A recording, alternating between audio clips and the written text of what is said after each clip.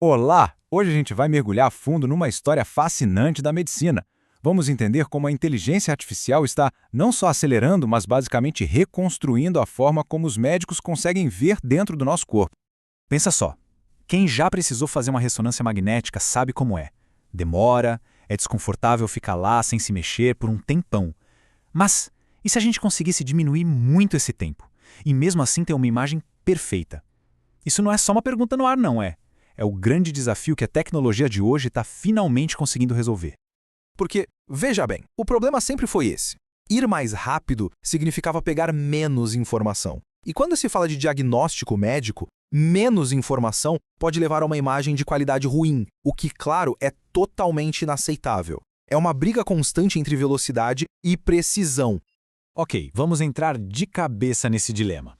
Numa ressonância magnética, a máquina leva tempo, sabe? Ela precisa coletar um monte de dados para construir aquela imagem super detalhada.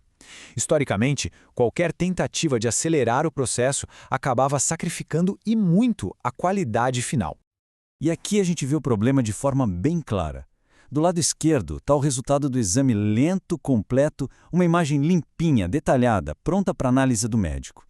Já do lado direito, é o que acontece quando a gente pisa no acelerador. É o que chamam de exame subamostrado. A máquina pega só um pedacinho dos dados e o resultado é essa imagem cheia de ruído, com artefatos. Sinceramente, não serve para um diagnóstico. Então fica a pergunta, como ter um melhor dos dois mundos? Bom, antes mesmo da IA virar a estrela do show, os cientistas já estavam criando ferramentas matemáticas bem espertas para limpar e interpretar esses sinais. Vamos dar uma olhada numa das mais importantes, as wavelets. Mas antes, um conceito rapidinho que é essencial. Uma imagem digital, no fundo, não é uma foto. É uma grade gigante de números. Cada número representa o brilho de um pontinho, um pixel. Então, todo tipo de processamento de imagem, dos filtros mais simples até a IA mais complexa, é na verdade pura matemática aplicada a essa grade de números. E o legal é pensar em como a gente analisa os dados dessa grade. Os métodos mais antigos, como a tal da transformada de Fourier, olham para o sinal usando uma janela de tamanho fixo. Funciona para coisas simples, mas imagem médica é super complexa. É aí que a transformada wavelet brilha. Ela usa uma janela de tamanho variável. Pensa numa lupa que consegue dar zoom para ver os detalhes bem de pertinho e depois se afastar para ver o cenário todo. Isso a torna uma ferramenta poderosíssima para analisar os sinais de uma ressonância. E aqui está a prova do poder dela. Esse gráfico mostra o que acontece quando a gente aplica as wavelets num sinal cheio de ruído. A relação sinal-ruído, ou SNR, é o que mede a clareza da informação. Olha só esse salto, de 19 para mais de 30 decibéis. É uma melhora gigantesca na nitidez. Mas e se a gente pudesse ir além de só limpar o ruído? E se a gente pudesse, na verdade, recriar a informação que nem chegou a ser capturada? É exatamente aqui que a inteligência artificial entra e muda as regras do jogo. Vamos conhecer uma das ideias mais geniais da computação dos últimos tempos, as redes adversariais gerativas, ou GANs. Imagina uma dupla competindo, um falsificador e um crítico. Basicamente, uma GAN são duas redes neurais numa batalha. A primeira, o gerador, tenta criar dados falsos, tipo imagens.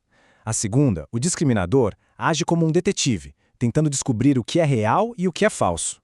A melhor analogia é de um falsificador de arte e um crítico. O gerador é o falsificador. No começo ele faz uns rabiscos, mas vai aprendendo com o feedback. O discriminador é o crítico, que no início é fácil de enganar, mas fica cada vez melhor em identificar as falsificações. E eles ficam nisso, competindo sem parar. O falsificador melhora para enganar o crítico e o crítico melhora para pegar o falsificador. E o resultado desse jogo? Um gerador que se torna um mestre, capaz de criar imagens falsas que são impossíveis de diferenciar das reais. Certo, então qual é a grande sacada? Como a gente usa esse jogo de falsificação para resolver o nosso problema da ressonância magnética? É aqui que a mágica acontece. A gente não treina o gerador para criar imagens do zero. A gente alimenta ele com uma biblioteca gigantesca de exames de ressonância reais de altíssima qualidade. A IA não está só copiando. Ela está aprendendo a estrutura, a anatomia, a textura dos tecidos, as regras do que faz uma imagem de ressonância ser perfeita. E isso nos leva ao processo completo. Primeiro, fazemos o exame de ressonância rápido, o subamostrado, pegando só uma parte dos dados. Depois, a gente entrega essa imagem feia, incompleta, para o nosso gerador mestre falsificador. Com base em tudo que ele aprendeu, ele preenche as lacunas, ele falsifica os dados que faltam de um jeito que faz todo sentido anatomicamente. E o resultado? Uma imagem completa, de alta resolução, feita a partir de um exame super rápido. Tá, tudo isso parece incrível na teoria. Mas e na prática? Funciona mesmo? Vamos olhar os dados. A prova, como se diz, está nos pixels.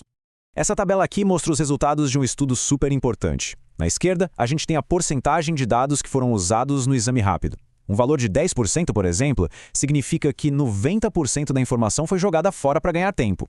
E na direita temos a média SSM, ou Índice de Similaridade Estrutural. É basicamente uma nota de 0 a 1 que mede o quão idêntica a imagem da IA é em relação à imagem original do exame completo. Isso aqui é um número que realmente impressiona. Mesmo jogando fora 90% dos dados, a IA conseguiu reconstruir uma imagem que é estruturalmente quase 95% idêntica à original. Isso é extraordinário. É como ler um livro faltando 90% das palavras e, ainda assim, entender a história quase que perfeitamente. E para a gente ter uma ideia ainda melhor, aqui tem uma citação do próprio artigo. O método Congan não só funcionou bem, ele deu um banho no segundo melhor método disponível. Conseguiu uma nota de quase 0,95 contra só 0,75 do outro. Isso não é uma melhoria pequena, é um salto gigantesco de performance. Então, para a gente fechar, o que tudo isso realmente significa? Significa exames mais rápidos, muito mais confortáveis para os pacientes e talvez até mais baratos. Significa a chance de ter imagens de alta qualidade em situações de emergência, onde cada segundo conta. Significa abrir as portas para que diagnósticos mais eficientes e acessíveis cheguem a muito mais gente. Estamos vendo aí a não só interpretar dados, mas reconstruir a nossa própria realidade visual para um futuro com mais saúde.